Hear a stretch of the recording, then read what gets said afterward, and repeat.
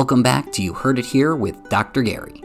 I'm Gary, a clinical audiologist and part of the ownership team here with Advanced Hearing Group in Scottsdale, Arizona. This is Earwax Removal Vlog number 60. Today, we're going to be taking a look in a patient's ear. We discovered a severe impaction when they came in for a baseline hearing test. They hadn't had their hearing tested in nearly 20 years.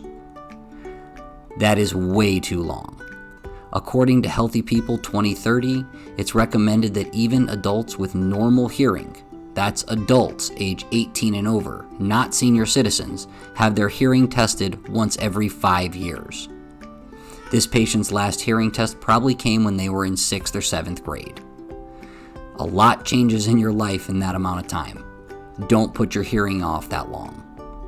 Let's watch as we get the rest of this wax removed. We get past the second bend and get a great view of the eardrum.